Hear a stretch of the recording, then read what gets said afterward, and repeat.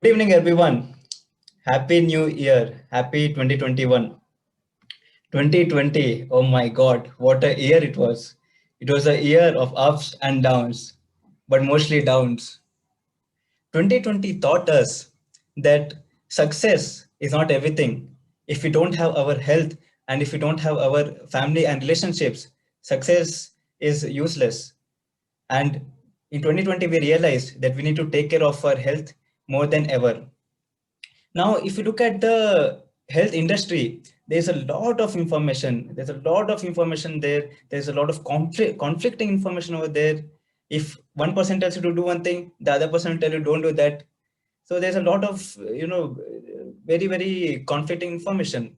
And for a beginner to get into learning about health and learning about how to be healthy, it can be a very difficult process. So today I'm going to talk about few concepts, basic concepts in health that might help you get started in your journey to a more healthier life. Now, today, first we'll talk about disease.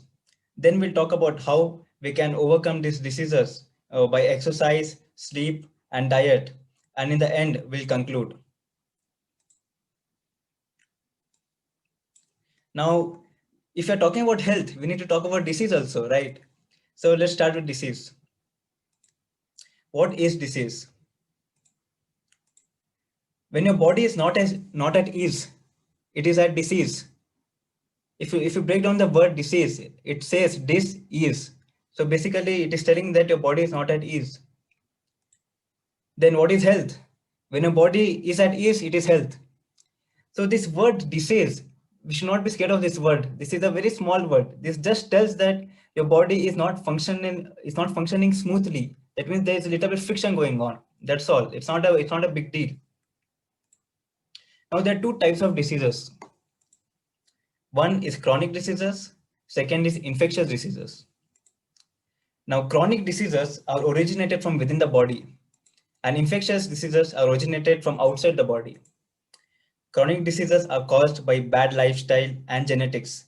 Bad lifestyle means bad diet, no physical activity, broken sleep, and all those stuff. But if you look at chronic diseases, 95% of the times it is caused by bad lifestyle and only 5% of the time it is genetics. And infectious diseases are caused by microorganisms such as virus. Now, let's talk about the immune system. Now, in infectious diseases, your immune system fights the disease. Example, a virus comes into your body. The immune system, the WBC, the white blood cells, they fight. They increase your temperature. For a few days, you might feel feverish. You might have cold. You might have cough. You might have a runny nose. But after a few days, once our WBC wins the war, everything comes back to normal. But with the chronic diseases, immune system cannot do anything. It's like you're fighting against your own kingdom. That is what it is. So in chronic diseases, immune system you can't do anything. Now examples of chronic diseases: you have cancer, you have diabetes, heart disease, constipation, obesity. You have many respiratory diseases, kidney diseases. All these things come under chronic disease. And infectious disease, you have a common cold, flu, HIV, coronavirus, chickenpox. Now, now this is the chart. This is data of the number of deaths worldwide in the year 2016. Y-axis, you can see the disease, each and every disease. And on the x-axis, you can see the number of people it has killed. Now, the top disease that kills the highest number of people is cardiovascular diseases. And it killed 17.65 million people in 2016. Second, cancer, 8.93 million, and the list goes on. But if you look at the top diseases, these are all chronic diseases: cardiovascular disease, cancer, respiratory disease, diabetes. All of them are chronic. Now you might think, hey, what is this? What numbers are you telling? Now let me put it into perspective. COVID-19. It's roughly been 1 year since COVID-19 came into the world, and worldwide till now it has killed 1.87 million people. Look at cardiovascular diseases, 17.65 million. It's 10 times more. So for COVID-19, if we had 3 months of lockdown, Then for cardiovascular disease, we need 2 years of lockdown. Look at cancer, 8.93 million, 5 times more than COVID. So for cancer, we require 1 year of lockdown. So these diseases are not a joke. They are very serious. But there's good news. What is the good news? Chronic diseases are completely reversible. How? With a change in lifestyle. If you change your lifestyle, you can reverse chronic diseases and you can prevent them also. Today, I'll talk about three things: exercise, sleep, and diet, and using them, how you can improve your life and make sure that you don't get chronic diseases. First, exercise. Now, exercise, we all know when you exercise, it reduces stress, you feel very good. But now I would like to talk about in perspective of chronic diseases. For that, we have to see what happens to our body during exercise. Now, when you exercise, your muscles and your body, your cells in your body, they are working more. So they require more and more oxygen. Now, oxygen requirement is more. So lungs, they start pumping in more and more oxygen. Now, when lungs start pumping in more and more oxygen, the heart, it starts increases, it starts pumping more blood so that the blood can transport that oxygen throughout the body. So what happens over here is your heart rate increases and your lung rate increases. Now, what do they do? Increase lung rate, they declog your nasal cavity. Increase heart rate, they declog your arteries.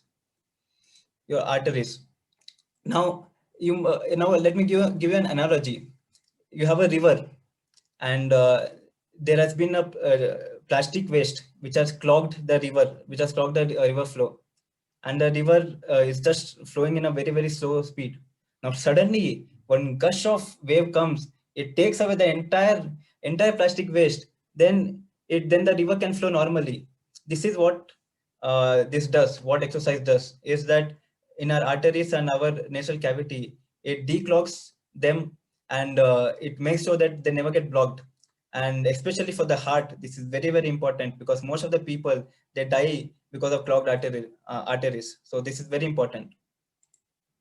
So you might ask, how much should I exercise? You have these questions. Should I join gym? Should I sign up for yoga class? Should I go for a run? Should I jog? Should I do this? Should I do that? What is the ideal exercise? Tell me. Well, the ideal exercise is nothing but achieving a high heart rate. Now, you don't need to go to a gym if you cannot go to a gym, if you don't have time. The minimum exercise that you can do is, when you exercise, you make sure that you have a high heart rate. How do you notice that? After exercise, when you keep your hand on your chest, you must feel your heart throbbing. If you can feel that, that means you have achieved a high heart rate and you have exercised very well.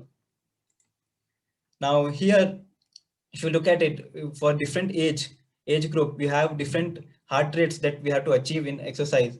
For young people, 120 to 160 beats per minute, like that, it keeps on reducing for people of older ages. So basically, if you achieve all this in your particular age, if you achieve these heart rates during your exercise, that means you have nothing to worry. And if you exercise for at least 30 minutes, your heart rate goes above 100 beats per minute, which is very ideal. So exercise for minimum 30 minutes. Now that is done with exercise. Let's come to sleep. Now there are two people in this audience. One who love to sleep, who can sleep anywhere, anytime. And second, who hate to sleep because they cannot work in sleep. So no matter, regardless of who you are, you have to understand the science of sleep. What happens during sleep? Now, our sleep in the first 3 to 4 hours, it repairs our body. Our damaged cells are repaired. Our old cells are replaced by new cells. Our heart rate lowers and our breathing becomes deep. This is very important. Basically, our body is at rest. In the second half of our sleep, basically after 4 to 8 hours, what happens is, it's our brain is our sleep starts affecting our brain. What happens is, there's a fluid called cerebrospinal fluid that goes inside our brain, and it repairs all the damaged brain cells, and it washes away all the old and dead brain cells. And for memory, what happens is, throughout the day, you would have learned new things, you would have mugged up new things. those things get stored in a short-term memory. So in sleep, what happens is from short-term memory that goes into your long-term memory. So you have a better memory retention and your neurons form stronger connections. So all these things happen during sleep. And the main thing regarding the chronic diseases, I want to focus on your heart rate and your breathing. Now, what happens is your entire day, your heart is just working, working, working. If you don't sleep, if you don't get enough sleep, you don't have a chance of your heart resting during the night. Your heart won't rest if you don't get enough sleep. Then what happens is this puts a lot of pressure to the heart. The heart is not getting enough rest. So many times you would have noticed that there are a lot of people, they are in their 30s or 40s, they are exercising every day, they are eating very good food, they are very much fit, but they just die of sudden cardiac arrest. This is the reason they neglect this sleep, and that puts pressure in their heart, and one final day the heart just gives up. So sleep is very, very important. Don't neglect your sleep. Now sleep is individual. What do I mean by this? Now you would have heard everywhere, you have to sleep 8 hours, you have to sleep 8 hours, 8 hours, 8 hours. But that study of 8 hours was done in the 1940s and it has no proper data backing it. So that 8 hours theory is completely bullshit. Now, sleep is individual means all of us, we have different hours of sleep that we require. I might require 9 hours, someone might require 6 hours, another person 8 hours. So there's not a particular figure. So how do you find out how much sleep you require? Let's have an experiment to calculate how much sleep hours we require. Now, first, one day during this weekend, what you do is you sleep without an alarm. Then next day, when you wake up, you calculate the amount of hours that you slept. And tada, you found out how much sleep you require. Then what you do is every night you go to bed at the right time so that you wake up at the right time.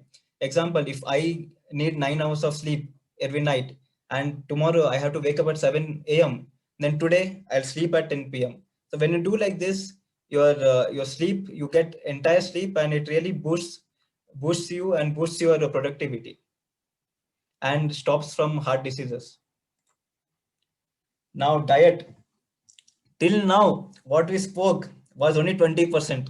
Sleep and exercise combined is 20% in your health. Diet is 80% in your health. Take my word, it is the most important. Now, when we talk about diet, we have to talk about something called gut microbiome. Your gut is nothing but your digestive system, the digestive tube, which starts from your mouth and ends in the rectum. So this entire tube is the gut. And what is the gut microbiome? Gut microbiome is nothing but organisms that live in the lining of your gut, and they process food. They help in processing food. If you look over here on this circle, you have this. This is the lining of your gut, and you can see these small microorganisms. So these are your gut microbiome. There are around 100 trillion bacteria in our gut, ranging from 300 to 500 different species. Ranging from different species, there are a lot of bacteria in our gut. And the number of cells in our body is 10 trillion. Number of bacteria is 100 trillion. So we can basically tell that we are 10% human and 90% bacteria. We are like that. Now, we have bacteria, but there are some good bacteria, there are some bad bacteria. We have good bacteria like L. casei, lactobacillus, bad bacteria, amoeba or protozoas. So we have to make sure that we have more good bacteria and less bad bacteria. There's always a war between the good and bad bacteria for survival. And if we eat good food, if we eat healthy food, which increases the number of good bacteria, then we'll be healthy. If we eat food that increases the number of bad bacteria, then we'll be sick. So congratulations, you have cracked the health code. Now you know what you need to eat in order to be healthy. Now, how many of you love McDonald's? How many of you love McDonald's? How many of you can eat this burger over here in 10 seconds? I'm sure most of you can. But let me tell you one thing. What if I take this burger, if I take this burger and put it in my shelf and I leave it for 1 year, and after 1 year I take it back from the shelf and I see it, it will be the same. The burger will look exactly how it is looking now. So now let me tell you, will you still eat this burger? I'm sure the answer is no. Why? Because this is a processed food. Now, what are processed foods? Any food that has been altered before sale or before consumption is a processed food. Processed food contain a lot of harmful chemicals called preservatives. And the role of preservatives is to increase the shelf life of the food. Now, in a burger, you have a lot of preservatives in that McDonald's burger. That is why it can last for more than 1 year. And these preservatives are very bad for the health. And processed food, they contain nothing but from sugar, fat, oil, and just calories after calories. Now, let's look at some of our favorite processed foods. Chips, Lay's, Doritos. Oh my God. Then where is Kurkure? They must be Kurkure. There's Cheetos. Now these foods, they are cooked in I don't know what oil. It can be vegetable oil. It can be even our car oil also. Who knows? They're cooked in a bad oil. They have only fat. They have just excess calories, and more than all this, they have air. They have a lot of air. So please avoid this. Our favorite Maggie. I don't understand what is Maggie itself. Like, what is this? Like, what is it made of? I just don't understand. One good thing about Maggie. There's only one good thing about Maggie. That is, it can be made in 2 minutes, and that is also false because when I make Maggie, at least I take 10 minutes. So Maggie is a big no-no. And this food, this in my childhood, every day morning I used to eat chocos. And chocos, these are nothing but calories, nothing but carbohydrates, nothing else. So all these processed foods are a big no-no. So how do we identify processed foods? When we go to the market, how do we know if something is processed or no? First, number one is they come from factory. They are manufactured somewhere. Second is they come in a packet or they come in a box. And third is they have a label saying best before 6 months. So this is a packet of Active popcorn in my house. 2 days ago I saw this, and there it's written best before 12 months for manufacture. So immediately what I did was I threw it in the dustbin. So when you have anything like this, that means it has preservatives, and please don't eat such food. Now this, where is my Samarth? Where are my people? Can you tell me what this dish is? Huh? I'm Chicken sure. biryani. Yes. Chicken biryani. All my biryani lovers. But I have a bad news for all my biryani lovers. I'll say that in a few moments. First, let's look into our human body. Let's look into a body. What kind of food is it made to eat? Let's look at our teeth. This is the human teeth. Herbivore teeth. I guess this is a donkey. Omnivore. This is a bear. Carnivore. This is a tiger. To which of these species does our teeth look similar to? It's more similar to a herbivore, right? That means our body is made in such a way that we are used for grinding food and uh, not for tearing flesh. So in terms of the teeth, we are vegetarians. We are plant eating organisms. Now let's look at our digestive tract. If you look at carnivores, the length of the digestive tract is 3 times the body length. If you look at human, our digestive tract length is 9 times our body length. And if you look at other herbivores, even their digestive tract is 9 times the body length. So even with our digestive system is made in such a way that we are made to eat the herbivore food, where we are built to eat plant and not meat.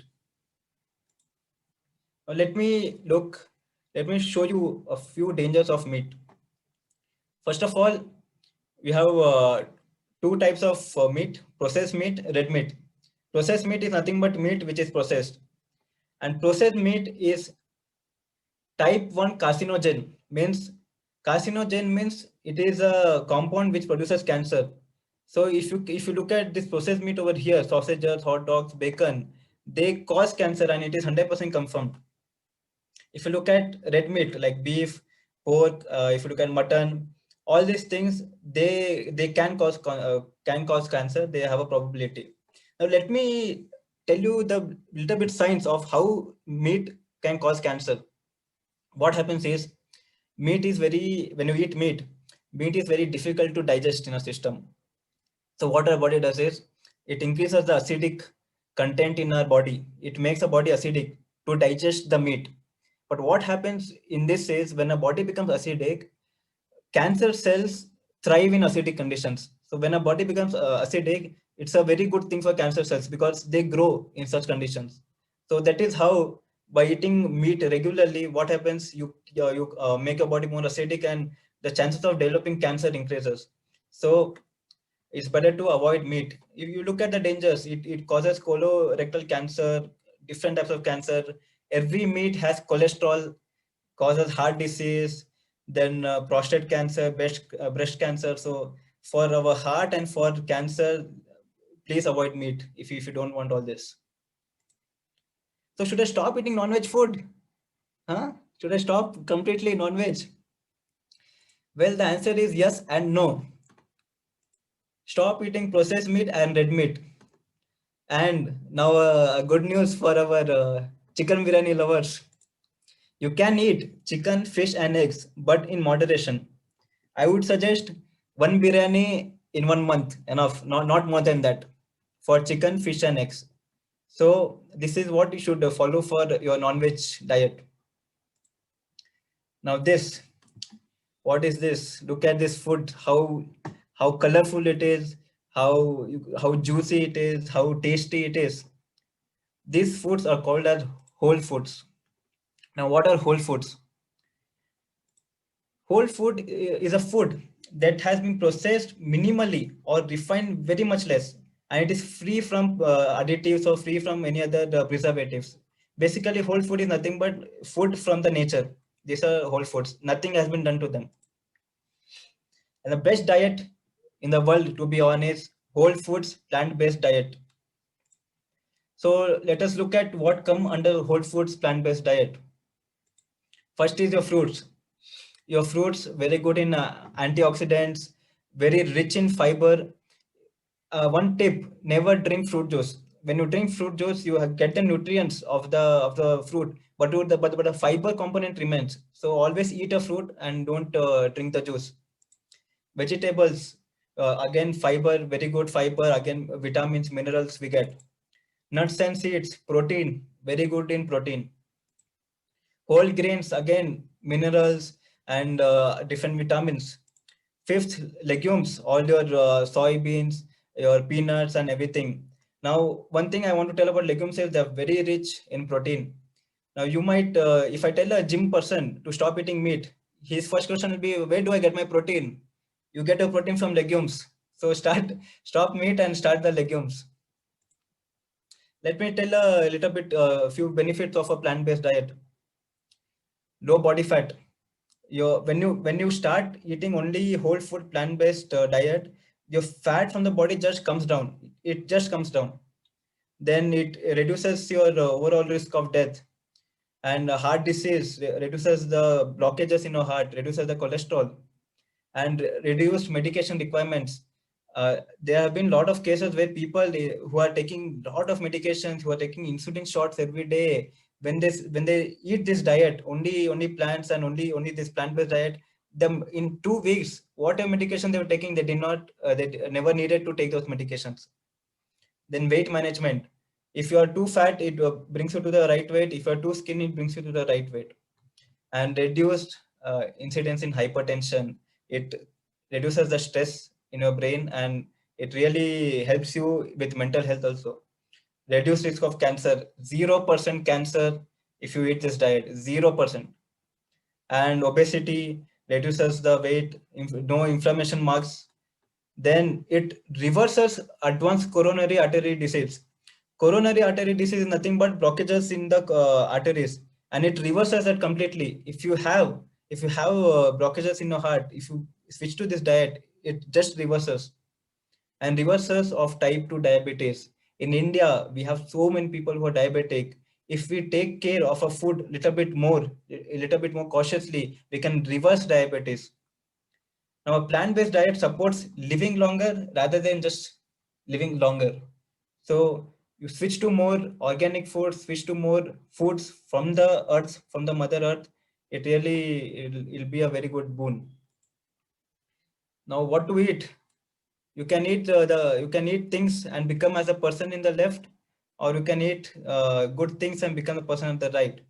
But I am no one to tell you what to eat. You have to decide it for yourself. You have two paths. Either take the left road or the right road. Left road, you can see you have your good burger, you have your french fries, you have your coke. All these are good for your tongue. But if you want to have health, you take the road to the right, you have very good food. So it's your choice. Whatever decision you take, you are 100% responsible for the decision. Now, conclusion. We saw that the major causes of death in the world is chronic diseases. And chronic diseases are caused by ourselves, by our poor lifestyle. And with a change in our lifestyle, these chronic diseases can be reversed, can be prevented. So what did we do? First, get 30 minutes at least of exercise with an increased heart rate. Second, don't deprive yourself of sleep. Sleep is very, very important, and get complete sleep every night. And third, eat the right foods. Now, before I go, I just want to tell you one thing. Your health is your responsibility. It is not a doctor's responsibility or a government's responsibility. It's yours. So from today, let's take charge of your health. Thank you.